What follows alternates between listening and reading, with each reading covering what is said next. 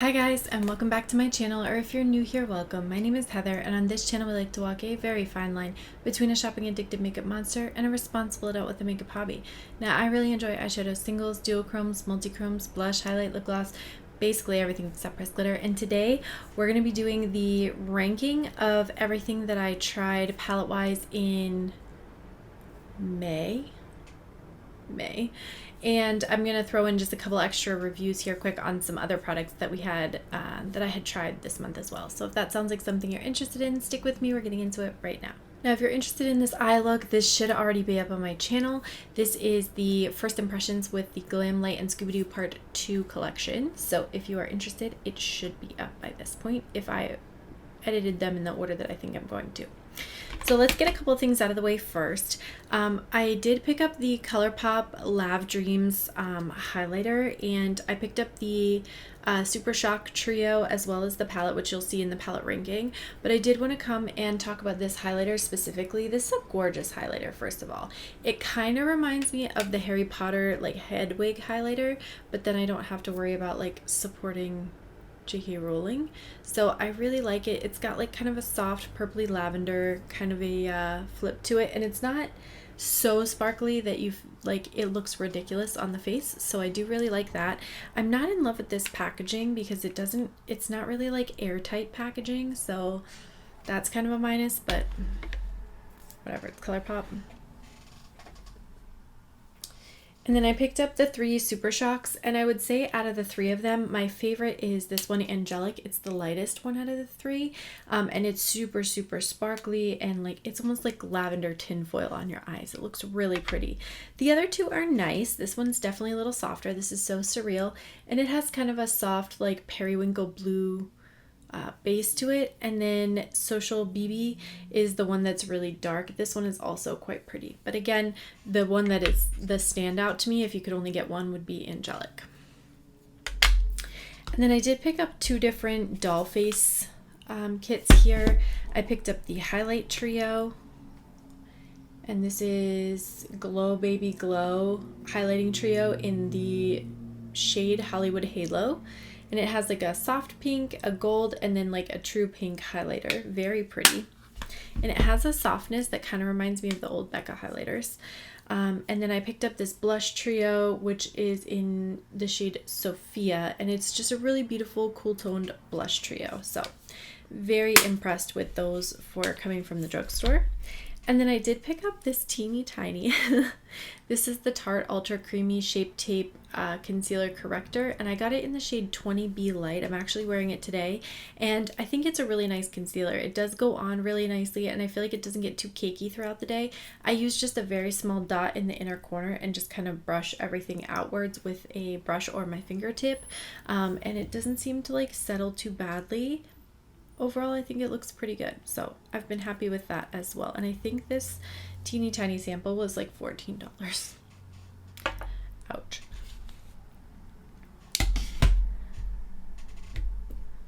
All right, let's get into the ranking. I have 14 palettes to rank for you guys today, and we're going to start with this one. This is a Nikka K Ocean Eyes palette.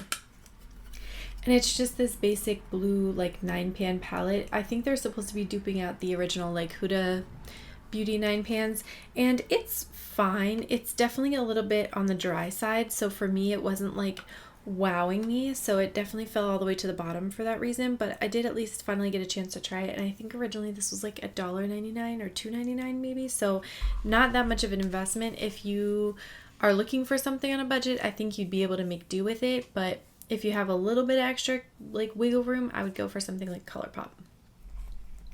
Coming in at 13, Lord, is this Morphe 9C Matte Essentials palette.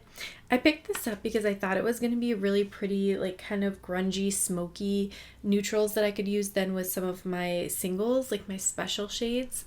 And while it definitely can do that for you, it's just a little bit dry, and these shades all get quite muddy when you put them together. So I tried to do a look with these 4 shades, and it just got muddy and gray and bleak very quickly. It was very dry, it was hard to blend, so I just kind of, it fell to the bottom because of performance issues. All right, the next thing I have is two two palettes from Kara Beauty, and the first is this Aquarius palette. I picked up a bunch of these like sign palettes, if you will, and this one I picked up because I thought this gold, like it's like a soft lemony yellow metallic. I thought that was such a pretty shade, and I wanted to see if it reminded me of there's like a beautiful gold shade in the Revolution and Mean Girls palette. So I wanted to see if it would be similar to that. It's not quite, but it is nice. And then I tried some of the other mattes in here for kind of a soft pastel look. I don't tend to do a lot of pastel looks, so that's why it's kind of floating towards the bottom. But the overall quality of this palette is quite nice. I also gave it like -1 because there is one pressed glitter in this palette. It's a pretty small particle size, but it is still a pressed glitter. So I was like, why? And then the next one is the other Kara Beauty palette that I tried, Gemini. I have a couple more of these palettes. I just haven't tried them enough to rank them. This one I also really liked. I liked the cool tones here, which I used to make kind of a soft smoky eye one day, and I thought that was really, really pretty. The baby blue is pretty, and then I really like this kind of peachy coral metallic shade in here as well. So now we're starting to get into things that I really like, which is sad because we're still at the bottom of the list. I don't really talk about this brand anymore on my channel, but I am just making an effort to at least give these palettes a try. So I have the Saints, Angels, Sinners, Best Buds palette, and it's just a bunch of like duochrome toppery shades.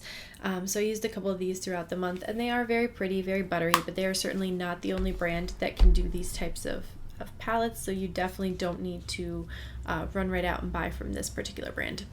And then the other palette that I tried from them this month is this Kazzy palette, which is basically just deep kind of jewel tones with some shimmers in here that are duochromes. And I think it's a pretty palette. It's not unique and original in any sense of the word. There are definitely other brands that you can buy these types of duochromes from. But since I have these in my collection, I at least want to make use of them, even though I no longer support this brand. Coming in at number 8, this is the Colourpop in the Springs palette, and I got this one number 1 because Angelica Nikka said it was really, really pretty, and I was already kind of like 50% interested in it, right?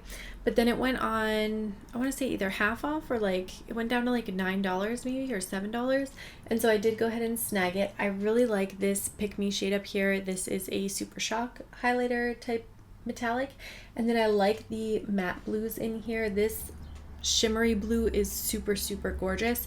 I will say all the times that I've played with this palette, I have gone straight for the blues. I've skipped over these oranges entirely. I really like this poppy orangey like coral shade, but everything else I could kind of take or leave. So I may at some point do some maneuvering of some of my Colourpop shades to isolate the colors that I like and relocate the colors that I don't care too much about. Coming up next is the Planet Spirit palette from Odens, and it looks like this. Super cute, right? Lots of bright, colorful kind of shades here. I love this fauna shade, and I like the kind of pinky purple shades, but the greens and the oranges in here I just don't get as much use out of. So this one fell to the middle because I only used some of the shades in the palette. Next up is the Colourpop Lavish palette, and this one, I really like this. I like the color story. I like the undertone that they chose for this particular 9-pan. I do think that it's a little more challenging to work with because it can definitely look very bruisey on you if you are not careful. So you have to be really careful how you go about blending this palette. And the shades in general are all pretty soft. So you're not going to get like super bright pigmented kind of shades. These are like muted purpley periwinkle type shades. So I think it's a really pretty color story. It definitely takes a little bit of extra work to work with it, which is why it fell down a little bit lower, but overall I'm still happy I got it.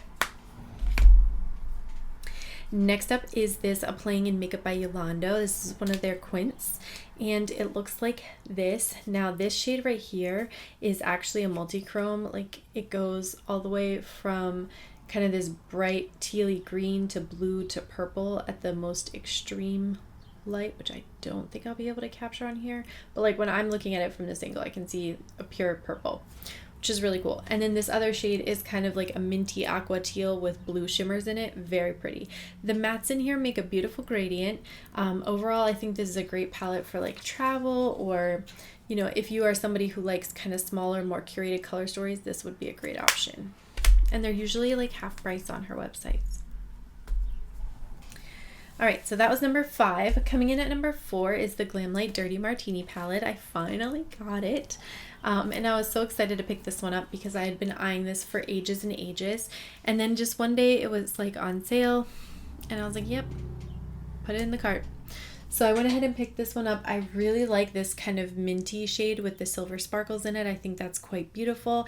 I love this really bright kind of olivey green that complements these other more muted greens very nicely. This kind of dirty bronze shade is also very pretty. These 3 shades up here I don't care about as much. Those are, you know, more heading to that like gold neutral territory, but everything else in here I really, really like. Coming in at number 3, this is the Glamlite Mikayla Part 2 palette, and I picked this one back up again because I wanted to use some of the shades out of here, and as I was using it I was just like, oh yes, I remember this is such an awesome palette. So I was really happy to be able to use it again, get some more use out of it.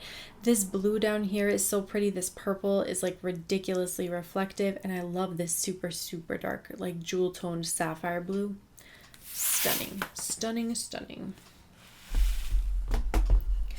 And then coming in at number 2 is the Viseart Violet entendu palette, and it looks like this. Now I had been wanting this for ages and ages because purple eyeshadows are some of my favorite eyeshadows to use, and this one has this really nice set of like cool undertoned kind of pinky mauvey mattes, and I just thought that was so complimentary. I took this on a trip with my husband, and this was the only palette that I used the entire weekend. I really liked the way the looks came together. It was soft and romantic without being like over the top, because he is definitely like appreciates more of a simple eye looks rather than something that's like way blown out, right?